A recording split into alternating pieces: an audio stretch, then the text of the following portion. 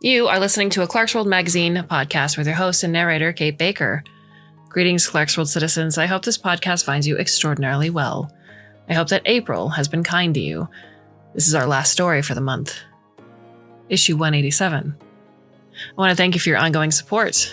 A few of you have followed us over on Twitter, and I really, really love the engagement that you've been bringing over there as well, letting me know how you feel about the stories that you've listened to.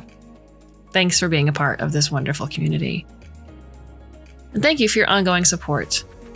If you can afford to do so, please consider going over to patreon.com/Clarkesworld, where $1 a month or more can help Neil and I and the rest of the staff here at Clarkesworld continue bringing these wonderful stories to you each and every month. So our last story is titled The Carrion Droid, Zoe, and a Small Flame, and is by Parker Ragland. Parker Ragland, who can be found at parkerragland.com, is a writer who spends most days trying to convince people that artificial intelligence isn't that scary, contrary to what some of his fiction might suggest. Currently, he works as a technical writer at a company that builds software used to analyze data. Previously, he served as executive director of the Colorado Technology Law Journal. He lives in Denver. So, my dear listener, I hope you can sit back, relax, and let me tell you a story. The Carrion Droid brushes its synthetic fingers through Anya Ruiz's branches. She has grown so much since it buried the egg-shaped pod that contained her corpse. 90 years, 70 days, 15 hours, 31 minutes, and 12 seconds have elapsed. Her leaves bask in the sunbeams that filter into Flatiron's biodome, where the air always smells of petrichor due to the underground irrigation system. Together, the light and water have caused her to grow tall. If only I could be like you. The droid puts its hand against her sturdy trunk and ribs, consoling its friend. When I die, my body will linger in rust. I won't become something new like you. Not until long after the humans of Earth are gone. Now, you drop seeds that grow into trees, or feed the birds, and you transform carbon dioxide into oxygen for creatures to breathe. You make the world a more habitable place just by existing. The droid presses its lips to align. You are perfect. If only we droids were the same, I would... The droid shuts its mouth when it notices a stranger watching from nearby. In their right hand, they hold an antique brass oblong. With a repeating cadence, they push it open, flick a switch that ignites a flame reaching several inches into the air, and then close the device, extinguishing the fire. Their left hand fidgets with a lit cigarette. They raise it to their lips and inhale while staring at the droid with an uncanny lack of expression. Puffy red flesh surrounds their eyes. Long, straight black hair is unkempt and split at the ends. Hazard. Open flames are prohibited inside the biodome, the droid says, and so is smoking. The stranger shoves the oblong into their pocket, then drops the cigarette onto the ground and stamps it out. Thank you for your compliance, the droid says. How can I be of assistance? Carry on. Please clarify, I do not understand. The stranger waves their hand in the droid's direction. Keep doing what you were doing. Talk to that grave tree. My pleasure, human. Zoe Huang. She. The stranger overrides her prior directive by walking up and extending her hand. It trembles slightly. The droid clasps her hand and bows. Model number 0926. Function. Carrion Recycling. Okay, but do you have a name? The droid's eyes shift rapidly from side to side as it processes the question. Model number 0926. Zoe huffs. Yeah, I'm going to call you Rob. That all right? She snickers. The droid Rob doesn't understand why.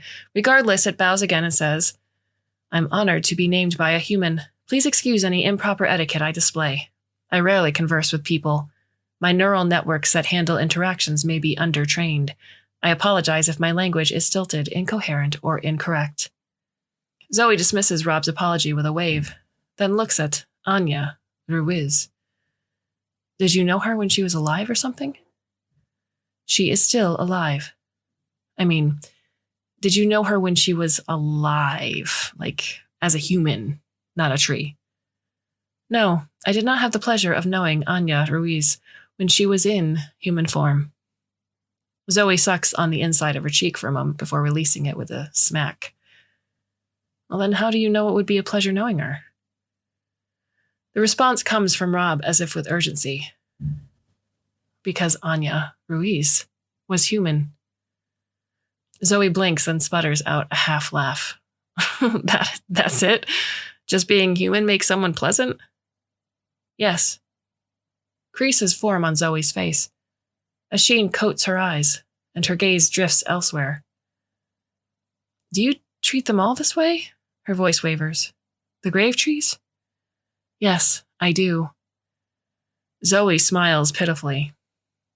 Who would guess bots would be so kind, so optimistic? I knew someone else like that once. Not that long ago, actually, but it sure feels like an eternity since. Anyway, that's besides the point. She shakes her head. You know, I could use someone with a glass all full attitude in my life right now. She pulls her smile sideways into a mischievous smirk.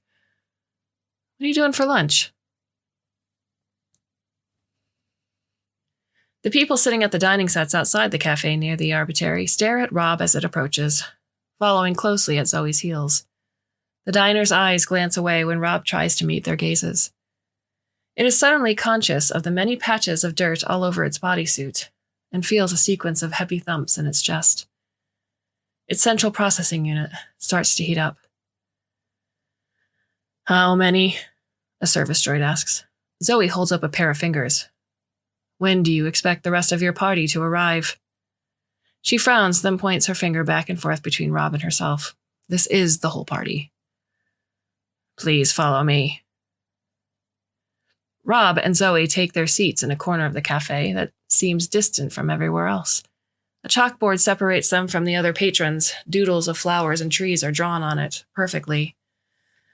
What can I get you? Zoe counts the items she orders on her fingers. I have a green chili cheeseburger with no veggies and no mayo, crispy fries, lime soda, and a coffee with cream and sugar, and a banana split with extra hot fudge. Not extra hot fudge, extra hot fudge. Got it? Yes. I have recorded your order. Your meal will be ready. Yes, I have recorded your order. Your meal will be ready shortly. The service droid turns to leave. Hold on a minute. Aren't you forgetting something? Zoe nods her head toward Rob, and her voice becomes flat. You didn't take my friend's order. The service droid pauses for a moment and turns to face Rob. What can I get you? Rob doesn't know how to respond. Carrion droids don't have senses of taste. They don't have digestive systems for processing food either. But those facts mean little when Zoe, a human, sits there across the table, staring at Rob with a broad grin across her face. Rob wants her grin to remain. I will have the same as her. Your meal will be ready shortly. The service droid spins on its heel. If Rob were unaware of the specifics of human anatomy, Zoe's particular way of consuming food would make Rob think that members of her species were capable of unhinging their jaws like snakes. Bite after bite, Zoe chomps down on her burger, causing the intermingling melts of meat, fat, and cheese to drizzle down her hands and onto her plate. Oh, damn, this burger is good, she says. Oh, there's nothing better than a burger without veggies to ruin it. Tomatoes, they've got no flavor. Lettuce, all it does is water down the yummy stuff. You know what I mean? Meat, cheese, carbs, and good sauce, that's all you need. Green chilies are vegetables. So are potatoes. Barely. She sucks the juices off of each finger in turn, then arms herself with a spoon, preparing to plunge it into her banana split. The ice cream delicacy lasts only for a short while before joining the burger, fries, soda, and coffee in her belly. When Zoe finishes, she unfolds her napkin, wipes chocolate from her lips, and then, for the first time since the food arrived, looks at Rob. Aren't you going to eat? Rob stares at the full dishes on the gingham tablecloth in front of the droid. No. What? Why? Because I do not eat food. Sunlight is enough for me. Then why did you order? I wanted to appoint you. Appoint me? Yes. I didn't want to disappoint you. Zoe blinks and lets out a raucous laugh that causes most eyes in the cafe to turn toward her. The eyes that don't instead stare at their owner's feet. She slaps the table hard, rattling the cups, plates, and cutlery. You're a trip.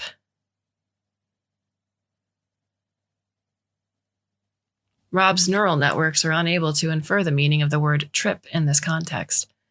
Zoe leans halfway across the table and says, Listen, you want to get out of here? You know, dine and dash? Rob's processing hasn't kept pace with the speed of the conversation, so Rob doesn't respond. Zoe glances around the room. Okay, no one's paying attention. You ready? 1, 2, 3. In a scramble, Zoe pushes herself out of her chair, sending it skidding backward on the tile. She sprints toward the door, wildly smiling the whole way there. She flings it open and exits without a backward glance. Rob continues sitting at the table. The service droid approaches. It shows Rob the bill on a tablet. That'll be $123.12. Rob frowns. Like nearly all public service droids, it has no money. Beneath the red glow of a Rocky Mountain sunset, Rob shovels doughy earth into a heap next to the gravesite of Laxmi Gunderson, the Arbitrary's newest resident. Her pod, still the color of milk because it hasn't been dirtied by the soil, has condolences scrawled in children's handwriting on the exterior. Only a few days ago, Rob would have been excited to welcome a fresh somebody to the community, but today, the Carrion Droid is not. Feelings preoccupy its central processing unit. This isn't the first time Rob has had feelings. All droids feel.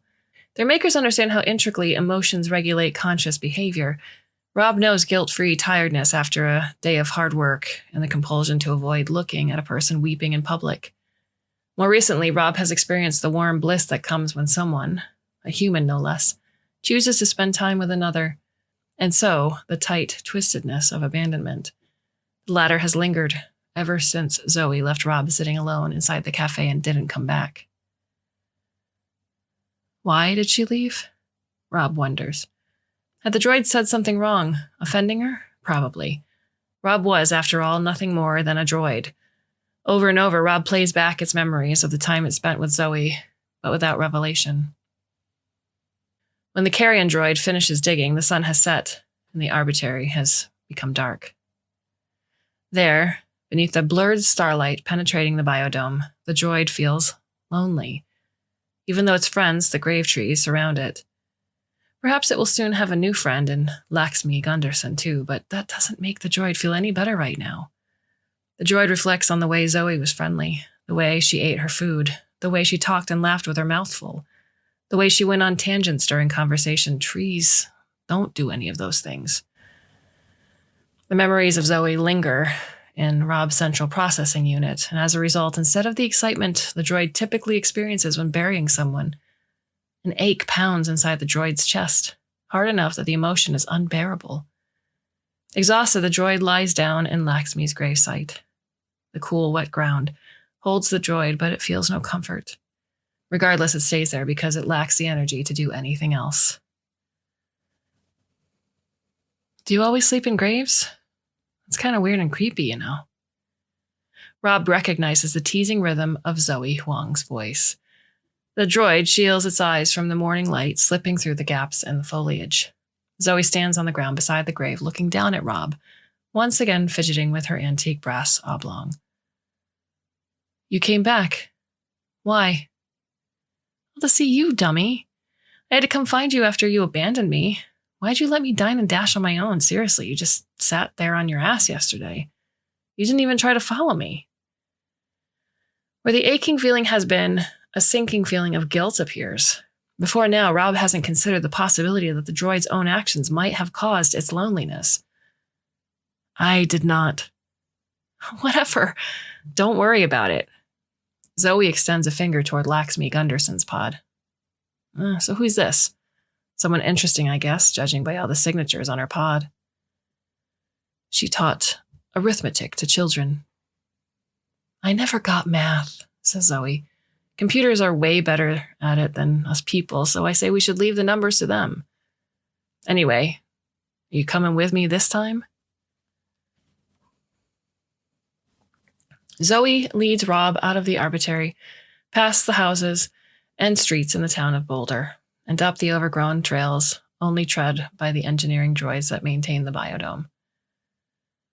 Most people don't know the bigness of the dome, Zoe says as she walks between big huffs and breaths.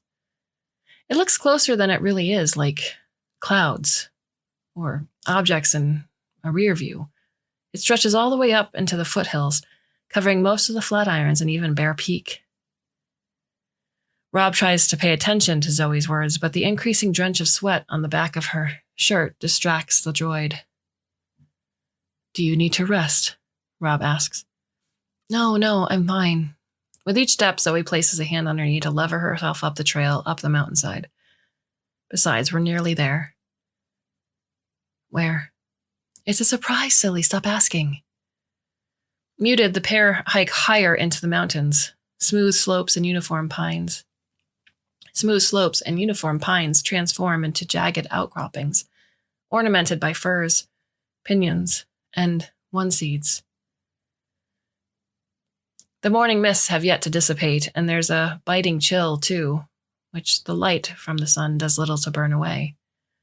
The stone ground is icy slick in patches. A fresh coniferous scent hangs in the air, quite different from the mixed smell of the grave tree menagerie that Rob is used to. After climbing for a while longer, Zoe stops, rests her weight on one leg, and stares ahead. About damn time. We're finally here. Her words come out between exasperated puffs. Will you sit with me? It would be my pleasure. Not far in front of Rob and Zoe is a place where the dome cuts deep into the earth, separating what's inside from what's outside. Inside, the dirt and stones are healthy, reddish colors, and the flora are vibrant and lush. Outside, the world is dead. Gray rocks rest atop gray soil. If anything at all lives beyond the dome, it's microscopic or else invisible. Without prior knowledge, Rob wouldn't be able to distinguish the surface beyond the dome from the surface of the moon. Have you ever seen the outside before? No, I have not. Oh, back in the day, on occasion I came up here with a friend. We'd stare out there and wonder what it'd be like on the other side and how long we'd last. Would bacteria eat our skin? Would we suffocate from a lack of oxygen? Would the sun instantly burn us to a crisp? Or maybe nothing at all would happen and we'd learn that the government was lying to everyone so it could maintain a control of us, like in one of those old sci-fi books with wacky conspiracies. Then we'd have to go on the run together, hunted until our dying days. Zoe bites her bottom lip. But that was science fiction, I guess. Just fiction. Yes, thankfully, the members of government have your best interest in mind. Zoe snorts a laugh and shakes her head. You really need to learn to not trust us humans. Not all of us are so great as you think. Maybe even most of us. She reaches into her pocket and removes the oblong, along with a cardboard package. Hazard. Open flames are prohibited inside the biodome, the droid says, and so is smoking. Oh, I know, Zoe says while sticking a cigarette between her lips. She lights it. I found this pack up here and this lighter too just last month. Both were in a vacuum-sealed bag. Someone must have stashed them here before the quarantine was enforced. She sucks on the cigarette, then releases the smoke in a steady plume from between pursed lips. I repeat, hazard, open flames are not... Do you know why smoking isn't allowed in the dome? It's not because of cancer or anything like that. It's because the dome houses a carefully maintained fragile artificial ecosystem, as oxygen levels are elevated. When designing this place, someone decided to err on the side of oxygen. Makes sense, I guess. Gotta have breathable air more than anything else. But now a single misplaced spark could burn down this whole fucking bastion of humanity. But now, a single misplaced spark could burn down this whole fucking bastion of humanity. I know that because my friend worked in the control room. Zoe's face becomes expressionless, and she tosses the cigarette on the ground and stamps it out, as if angry. Want to know a secret? Certainly. The other day when we met, back when I was at the Arbitrary, I was there visiting my friend, but I wasn't just there to see them. Zoe lets her forehead fall into cupped hands, then grumbles through muffling fingers. Fuck. Talking's hard sometimes, you know. She rests her head in her hands for a long while, allowing a silence to creep into the conversation. Then she slides her fingers down her face, revealing red eyes and wet cheeks. Better if I show you, I guess. This is the secret. She tosses the antique brass oblong into Rob's lap. The droid stares at the object but doesn't pick it up. This does not look like a secret. This looks like contraband. It's both. Should I give it to the authorities? Zoe shrugs. I don't care. All I want for you is to know that I'm giving it to you. When I saw you talking so kindly to that tree by name, the one you called Anya Ruiz, that was when I knew you were going to be good company for my friend. After that, I had to give you this lighter, this secret. I had no other choice. It's yours. You can do whatever you want with it. Rob looks down at the small object. A gift. The droid has never received one of those before, but knows that humans give trinkets deemed special to others.